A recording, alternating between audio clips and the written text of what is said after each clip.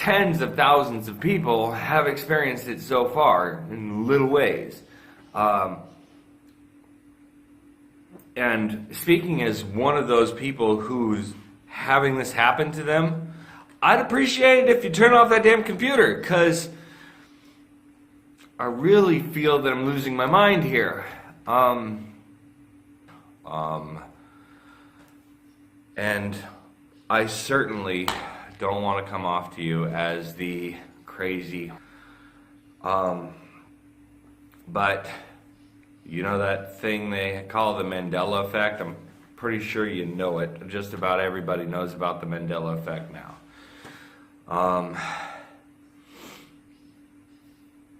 I was one of the first people to notice the Mandela effect back in 2009. And it really irked me. Now, this is important that you realize it was 2009, because the reason for the Mandela effect, I have an incredible memory and I have an incredible eye for detail, and little things really irk me. So I went searching the internet. Everybody thought I was crazy. Well, in 2008, they developed the first working quantum computer. Now, if you don't know anything about quantum computing, let me try and explain to you in the simplest way possible. Quantum computers take advantage of alternate realities to solve mathematical equations that would not be possible to solve with the regular computer.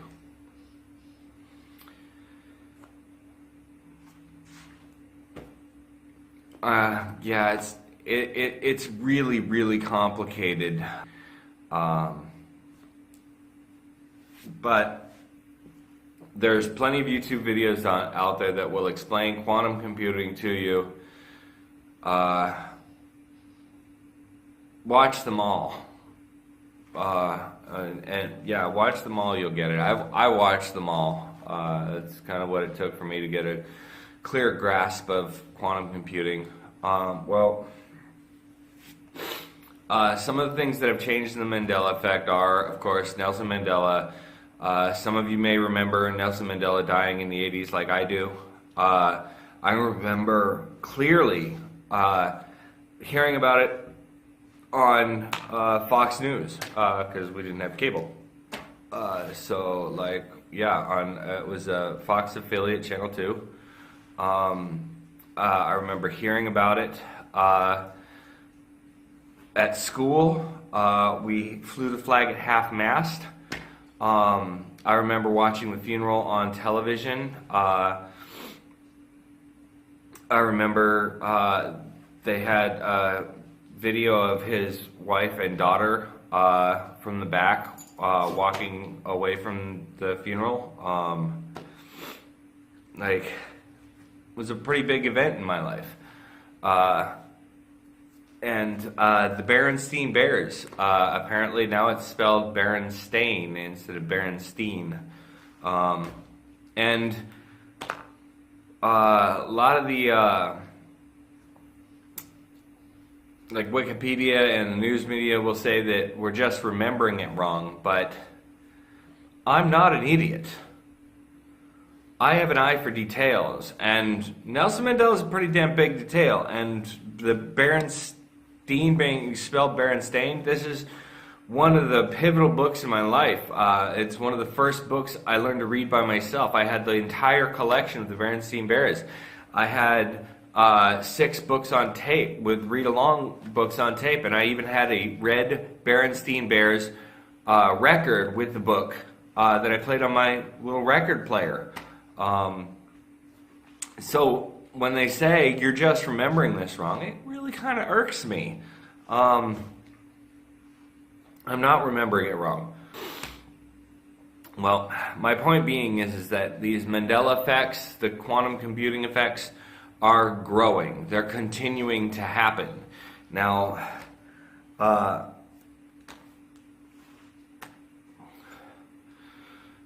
calm down. I'm trying really hard.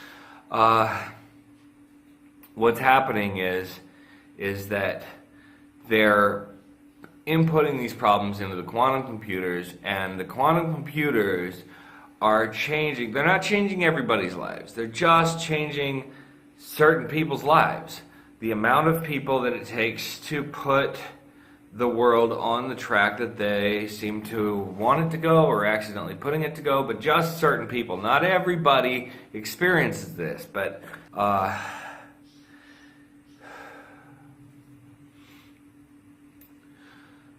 please, if you know anything about the quantum computing, if you have anyone that's involved in quantum computing, tell them to shut this thing off.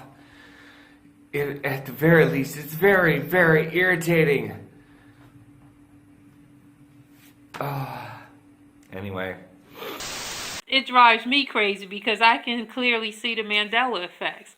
So why don't you believe me when I tell you about the Mandela effects?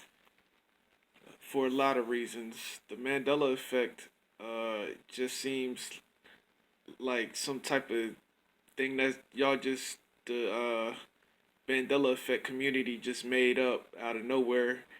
Maybe a lot of y'all got mental illnesses or like schizophrenia or, um, just a lot of other issues going on that make y'all believe that something like that is happening. But me personally, I don't think the Mandela effect is relevant or makes any sense at all.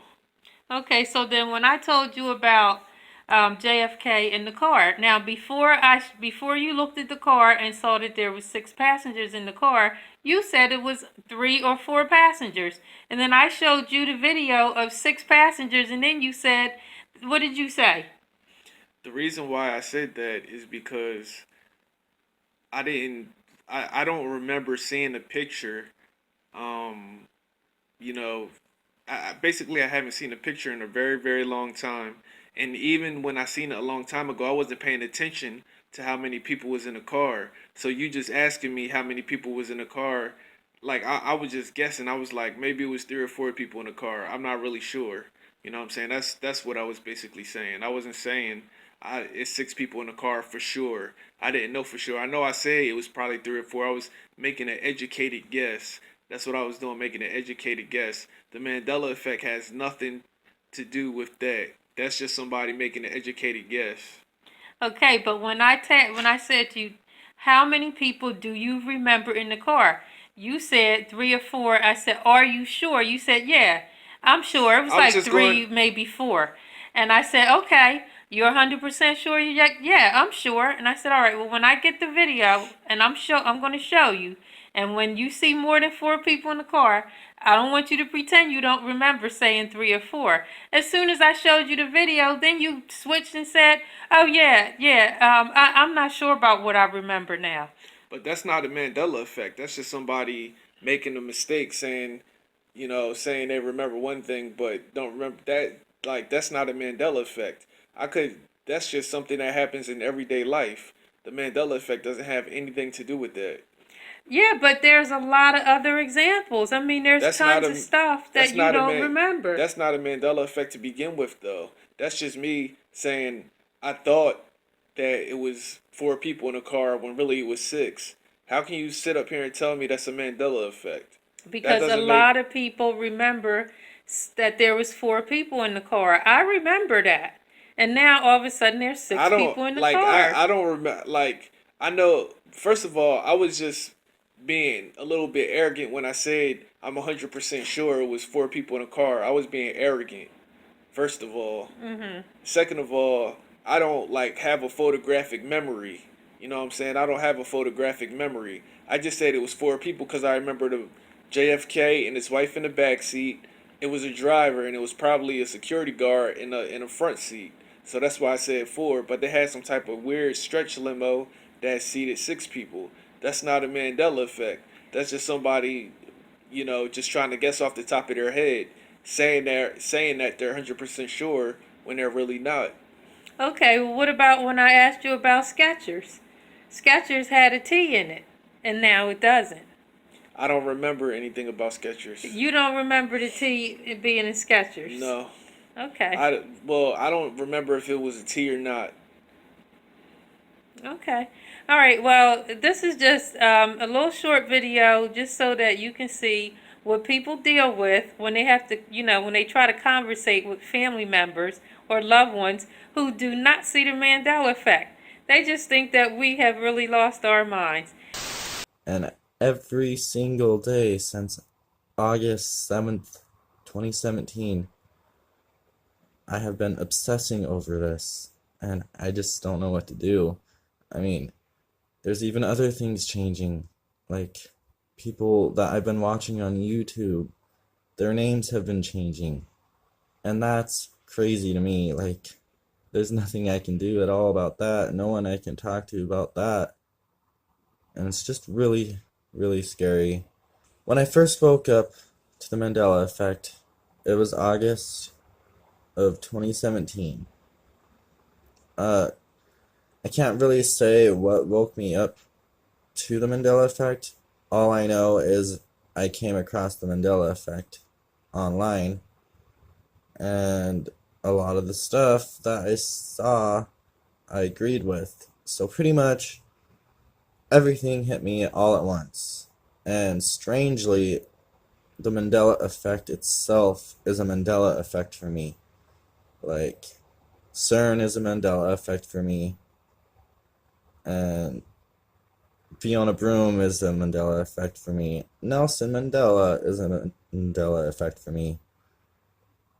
I mean, I'm a kind of person that looked up stuff about alternate realities, parallel universes, time travel, all that. And never did I come across the Mandela effect. But then all of a sudden one day I come across it and everything is just like bam in my face, and it's just like crazy.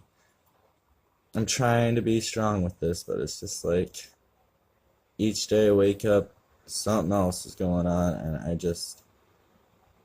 I honestly don't know how to handle it. So I've been thinking that it's possible that the Mandela effect itself is not actually created by man or by CERN, but that is instead a fulfillment of Bible prophecy. Yes, Bible prophecy. The powers that be have the ability, just like you and I do, John Q. Public, to go and read the Bible and see what is predicted to happen. And this may be hard for some people to believe, but the great minds of our time and the elite and the globalists and those in charge and those in power in the system, whatever label you want to put on them, they know that God is real. They know he exists. They intentionally make fun of and ridicule you and laugh you to scorn for believing that he exists, but they know he does. An absolute fool doesn't believe in God. You have to be just a complete and utter moron not to believe that God exists. They created atheism. They created all of these systems to intimidate you from having faith and from believing in God when they know he's real and they know he exists. And they'll do anything to cover him up and to hide him and to keep you from believing.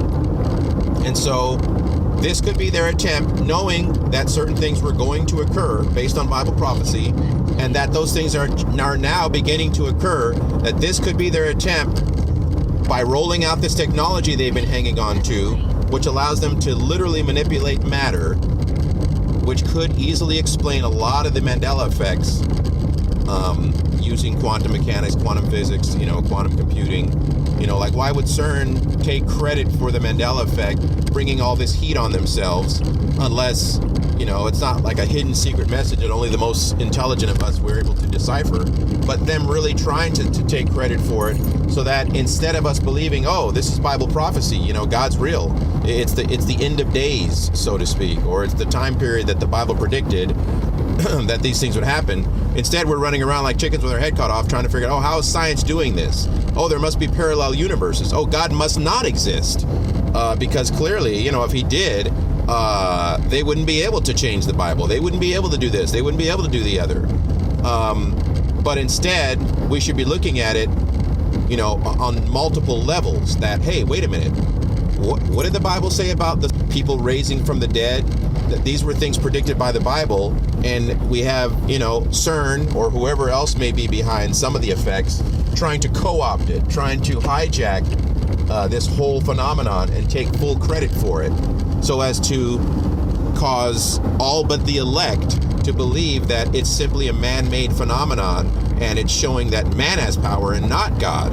And this is where I think some of the discrepancy exists, where you'll see the system simultaneously exposing Mandela effects while at the same time debunking others, or making fun of people who believe in it, while simultaneously they have people out talking about parallel universes and the power of quantum computers. I mean, how confusing is that? And the Bible says that God is not the author of confusion. And so the confusion comes in when you start wondering, okay, but wait a minute, how are they doing this, and why are they simultaneously covering it up and ridiculing people for believing in it, while at the same time telling us that they have computers that can literally access thousands and thousands of other parallel universes? And so it makes me believe that what could be going on is that they're trying to cover up the fact that God is behind these things that are occurring. And Christians need to wake up and say, hey, this really is Bible prophecy. The things that were predicted are happening. And this scientific attempt, or an attempt by science to co-opt and to hijack and to cover up what's happening, is just an attempt to make people lose faith and believe that it's man doing it. Because, like I said, they knew that these things were coming, and they're trying to get ahead of it so that they can pull the blinders over our eyes. And so I'm just saying that I am very suspicious of Mandela effects that are promoted and are talked about a lot.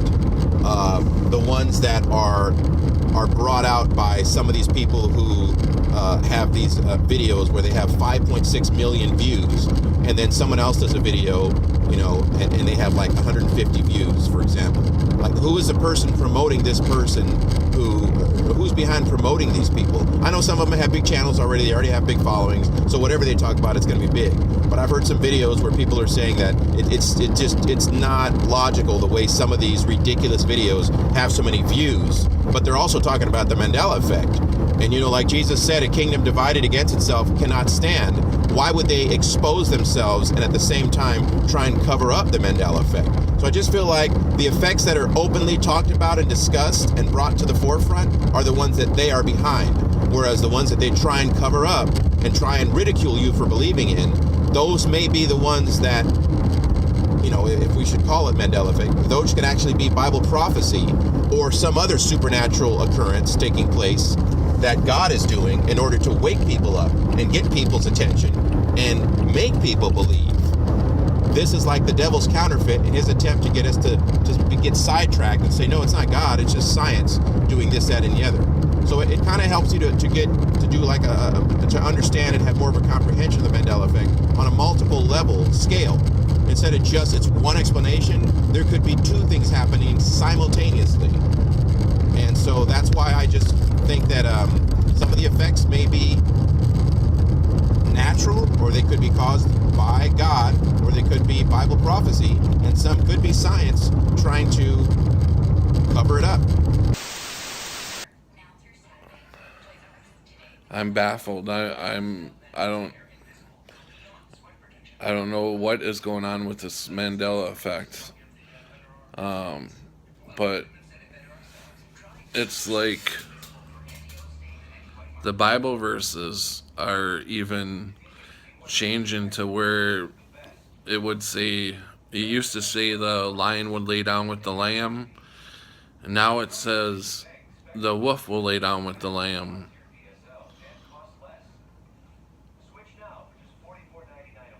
I think we all need to get ready and get right with God, because Jesus is coming back. And the veil has been lifted. to where we can see this now. We can see the lies. We can see the corruption. How many of you are being affected by the Mandela effect? Have you heard of the Mandela effect? Well, I'm really being affected by the Mandela effect. Bible verses are changing. I remember in high school watching the JFK assassination on the black and white film. He was shot in a four-seater car. But now when you look it up, it's a six-seater car. Where did the six-seater car come in? I mean, what? I don't get it, but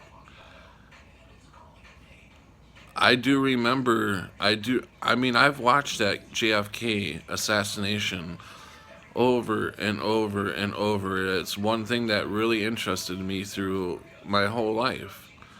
And now they're trying to tell us that the car he was shot in was a six-seater car. So, yeah.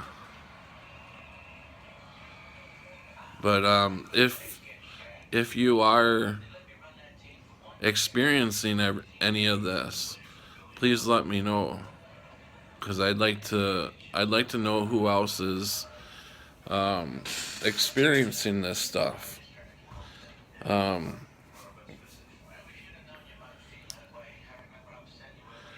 I feel different.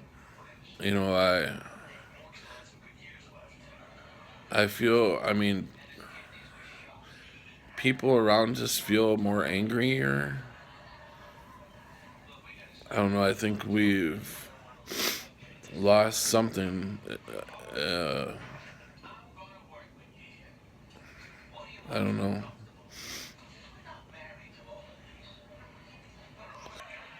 Even logos are changing. Like Kit Kat. I remember Kit Kat. That used to have a dash in the middle. Kit dash cat. And now the candy bar just says Kit Kat. Film, Star Wars film. The most famous line in the original Star Wars film was Darth Vader, when he was telling Luke, he said, "Luke, I am your father." But if you look back at the 1977 film now, put it in your DVD or your VCR or whatever you have of that film, and he says, Darth Vader says, "No, I am your father." He didn't say, "No, I am your father." He said, "Luke, I am your father." I know that. I know that. I've watched that film so many times.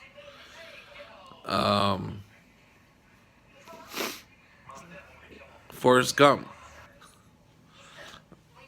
I don't get it. Why are these movie lines changing? Why are logos changing? Bible verses changing, and our history is changing.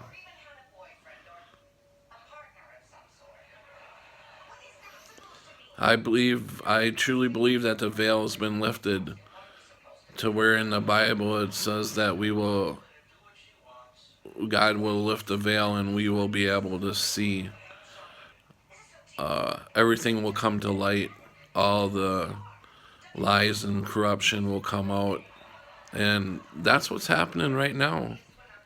That's exactly what's happening right now. And I truly believe that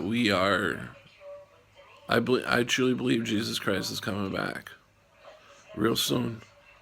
And I believe that we all need to get ready. I love you all. And God bless you all.